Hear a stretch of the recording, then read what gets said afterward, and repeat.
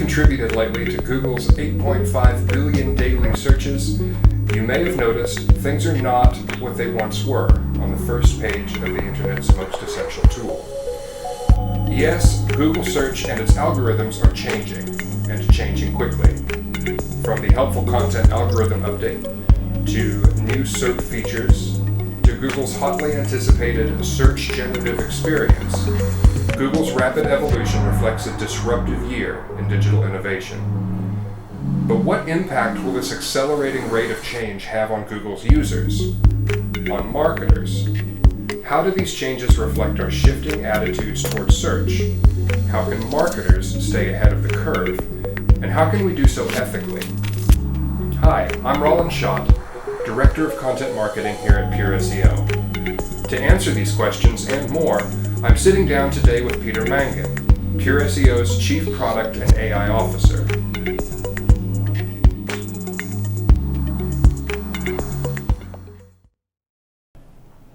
Peter Mangin, thanks for sitting down with me today. My pleasure. Peter, do you want to start, maybe just tell us a little about your journey into the AI and machine learning space? Oh, well, we're going straight into it. Yeah. Okay. My background has always been technology, and I ended up in a lot of big data, data pipeline engineering and analytics. And of course, along with that came what we now call AI, which I call machine learning. So predictive analytics, computer vision, natural language processing, things like that. And so I just built over the years and then entered into what I would call true AI, which of course 2 or 3 years ago no one was interested in. Yeah. It was boring. People said, oh, what, self-driving cars? And here we are, 2023, and everything's changed. So, do you want to expand a little bit on what you would call true AI? Well, true AI, I think, is you're getting beyond a prediction or a classification. So when you show a picture of a dog to an algorithm and it says it's a dog, that's classification. Prediction being it's seeing a series of numbers go in a certain way. That's a prediction. What I'd call true AI is probably what we call generative AI. And yes, there are statistics, and it is actually all probabilities as well, but to the human eye, to the average human, it feels human-like. So all of a sudden, that's what I'd call more of an intelligence of sorts. Okay. What, in your mind, are the most significant changes we've seen to Google's search experience this year with everything rolling out? Well, we haven't seen a lot of it in New Zealand because it's basically in the US. I think the major thing that I've seen is actually not specific to the search experience, but a strong leaning from Google into user-generated content. I think that's anticipating the search experience in a wider context, which is people don't look for, mountain bike $500 necessarily. Where they start is, what's a good mountain bike? Maybe for $500, and that isn't a factual question. That's more of a human-like question. And so the Google search experience now does something very different. In the past, it would have offered up a whole lot of websites. Usually they'd be bike stores or affiliate websites, where those people make their money by writing reviews. And of course, when you go there and you click on the link, they take their clip. The search experience now rolls it up into, if you say, what are the top 10 mountain bikes for under $500, it'll give you a list. And the reasoning behind it's from these sites still, but unfortunately when you click on the bike, you're going to the manufacturer. So I think those people are not going to be particularly happy with the search experience on the whole, because I think it is going to have an impact, especially on people who do any kind of affiliate marketing. It used to be whenever Facebook or Google changed something, and say Gmail or Facebook changed something on Facebook, the world would go mental because a button moved. This is going to be far more than that, and I think it's going to have material impact on especially smaller retailers. So how do you see marketers needing to adapt to some of these changes? There are two parts to it. So SEO and the likes is obviously all up for grabs, and also safe content generation. Rather than writing neutral articles, I think it's imperative that from a content point of view, it always has a view, or preferably more than one view. And you need a lot more user-generated style content. So not the traditional, here's an article, beginning, middle, end. It needs to have more of a human emotive kind of twist to it. And that's supersetting which we're all used to, unfortunately. I think from a generation point of view, you can cross-leverage for ideation and, to a degree, publishing stuff. Like if you're throwing out posts onto social media, to repurpose something that's human written and make 10 variants of it for all of those, it's almost automated now. Yeah. And for the marketer at large, they need to realize the implications and these changes and be right ahead of them. We've all seen the protests recently from the screenwriters. Mm-hmm. Now we've got voice actors. You can clone a voice like with under a minute worth of audio. So what's that going to do to voice actors? What's that going to do for recording studios like Stebbings up the top of town, who have done radio commercials for years, when you can take a 2-minute sample and repurpose it and have it say whatever you want?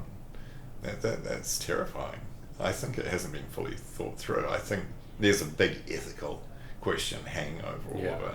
Just because you can do something, should you be doing something? Yeah, I think the considerations over who benefits specifically from a lot of these applications is something that, we're barreling toward the market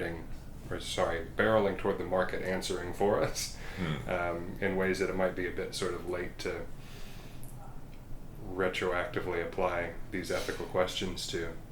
Yeah, but you can't stop the world, right? Right. And the same happened with the Gutenberg press, right? As soon as one person had one, everyone had to have one. Industrialization, I think there will be a rightening of it.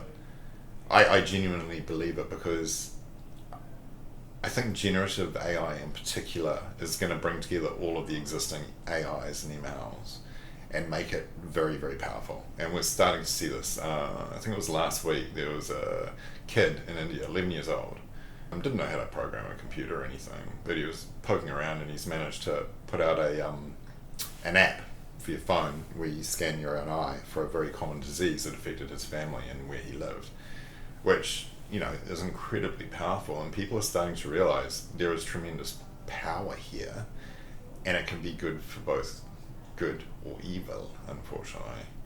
And I think society is going to find that norm. It always does by itself, and it won't be through regulation.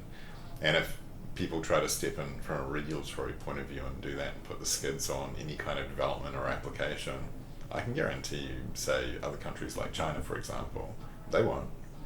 And no one wants to lose that arms race, I suspect. Yeah. You mentioned earlier that a lot of the changes to Google's search experience we haven't really seen much of here in New Zealand. That probably chiefly a reference to the SGE, Search Generative Experience? Yeah, the Search Generative Experience is effectively only available in the US and parts of Europe, like the UK. Do we have a timeline for this making it to New Zealand shores? I've heard 3. So the short answer is no, I don't believe there is. Okay. I think they need to get it right, because remember, Google search is at the core of all of their offering. So advertising, and because the affiliate sites that we were talking about, guess how else they make their money? They make their money by paying for ads to drive traffic to that site, and they also help Google by offering ad placement on those sites. And so I think Google in particular are walking a very fine line. It's like changing the water in a fish tank, and anyone familiar with fish is probably aware that if you just change all the water all at once, you're going to kill everything. You need to do it bit by bit, and so the US market is probably the most forward thinking. That's going to be the battleground where they get the pushback and they address that before inflicting it on the rest of the world. Will it be possible for New Zealand marketers and agencies to draw any learnings from what's happening in the US? Of course.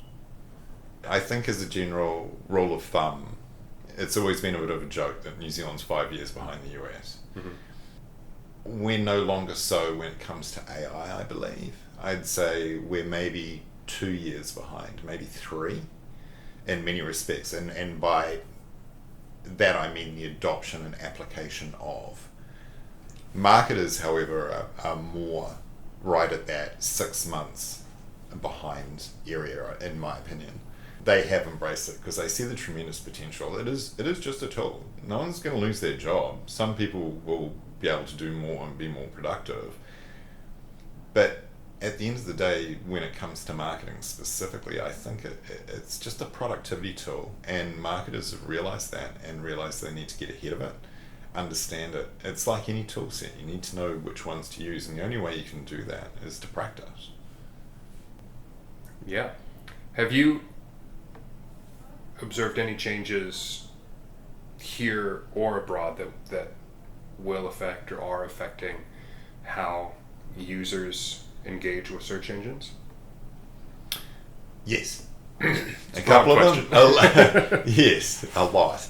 Some of them are a bit peripheral as well. So what I'm seeing is a set of what I'd call almost middleware being built using generative AI to present existing content on the internet to people in different ways based on specific disabilities like dyslexia, for example, or ADHD, and making the content more accessible to them, which I think is fantastic. I think Alexa helped largely, but there's definitely a massive swing towards voice search. This was something that was already happening years ago in the US in particular, but now we're starting to see it in New Zealand a lot. And of course that's going to change your whole approach to when you write an article or when you're performing any kind of SEO. The way that you talk to your phone or your computer to ask a question is very different to how you would type it.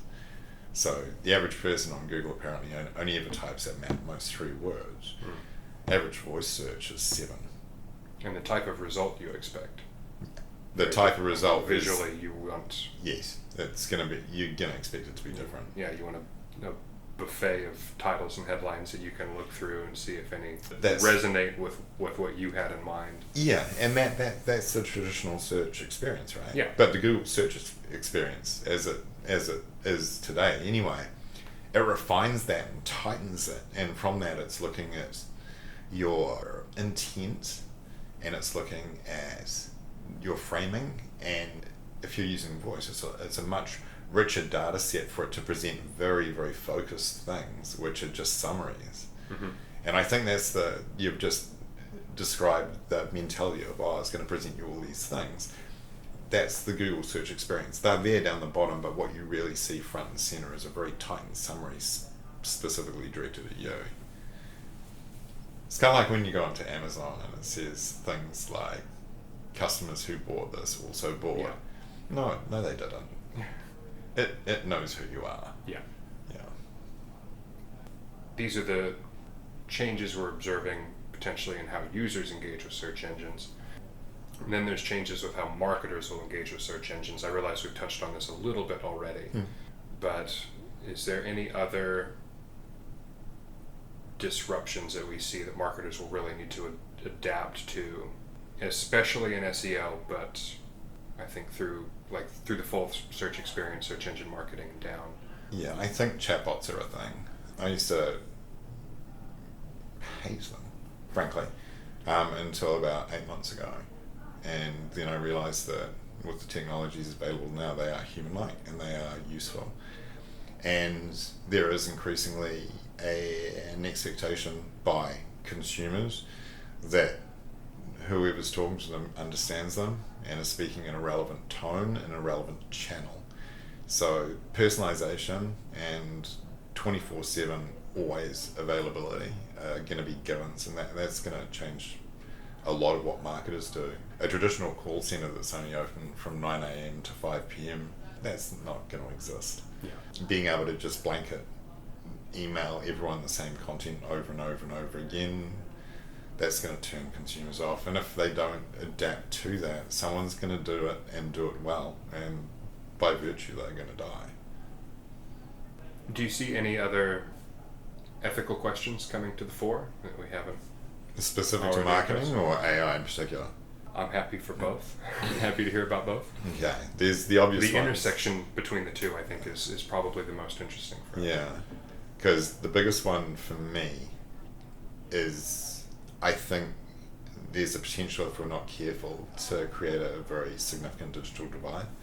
And that's not only within the existing workplaces, because say marketers and production teams are being trained up on AI, but all the admin staff are being left behind. And it's going to become a necessary skill in the future, whether we like it or not, is knowing how to use AI in the same way that Microsoft Office is a common job requirement. The other one is also access.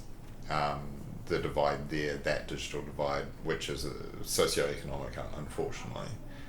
We can't afford to let like a large chunk of the population just simply lose the ability to be employed. And I think that one the government does need to pay attention to. And unfortunately, I don't think many eyes are looking in those directions. With so much going on search engine results pages, it's a bit of a change attack. How much value do organic rankings still offer? Well, we don't know what it's going to fully end up looking like if we're talking about the new generative search engine experience. So I don't know. But let's put that to the side. Yeah. And it used to be like companies like Pure, for example, how people really rank up very, very high. And some people have tried to do it themselves, and they don't, sometimes they're okay. But now, with AI tools, it's a cutthroat game. So all of a sudden, whilst we're still ahead, the people that we're managing to get by are going to be outpaced very quickly, either by people more effectively using technology or using professional services. A poor analogy, but you wouldn't use ChatGPT to give you legal advice, would you? You'd go see a lawyer. No, there's some famous use cases of lawyers who tried. Right? Yes, yeah. But that's the exact same case when it comes to certain things.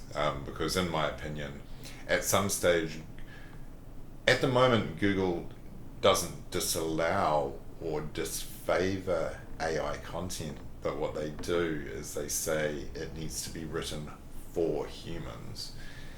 So a lot of the content that's been generated over the last 6 months by a lot of people using AI en masse to get credibility online, that stuff is going to fall off the face. And who knows when Google might change next, and they might go, oh, we've worked out how we can identify with 99% accuracy web content from the specific model, and then overnight you fall off a cliff in terms of your rankings. Yeah.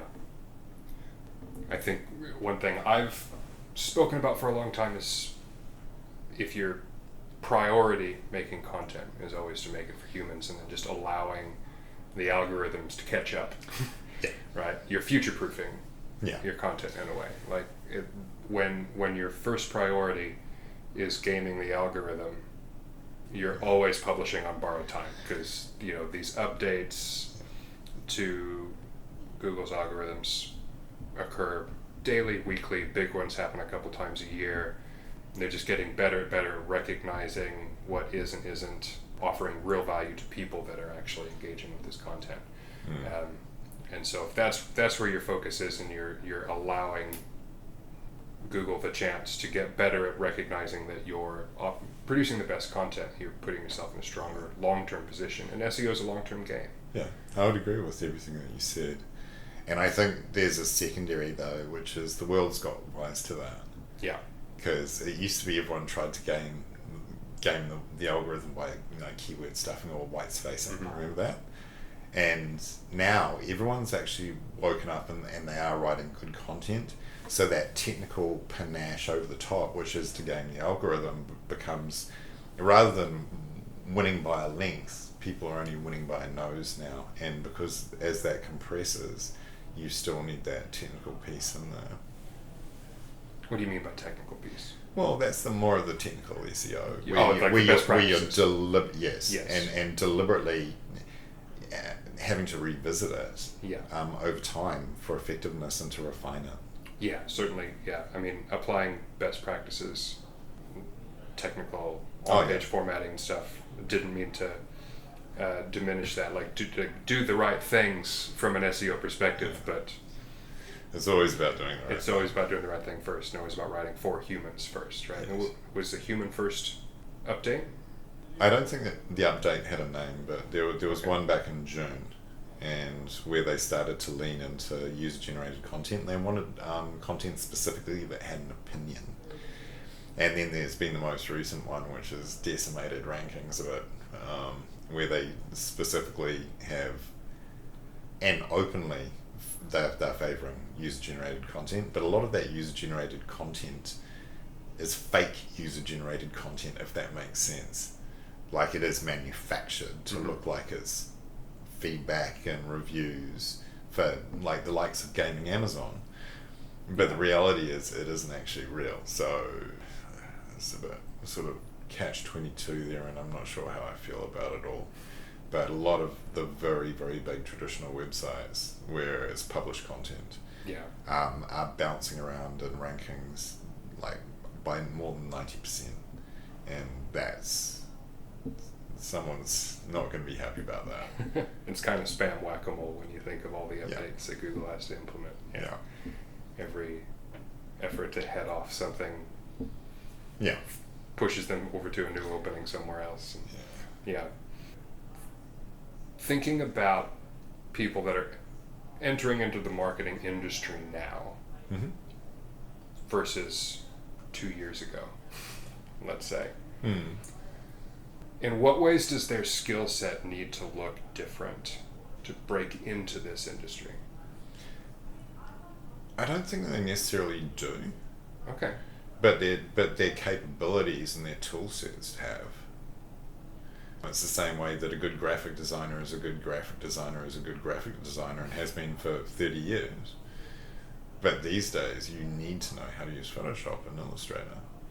It's the same. And all these AI tools and everything are just simply enhancing productivity. It is a tool, and I can't say that more than enough, because it's an incredibly powerful tool. It will help you be incredibly effective at what you do. And the irony being there that the person that's absolutely the worst actually benefits the most. But to really be good at what you do, it's the same old skills. Logical reasoning, originality, creativity, humility, humanity, integrity. These are timeless. I think that's a good note to end on. Okay. Peter, thanks for joining us today. My pleasure.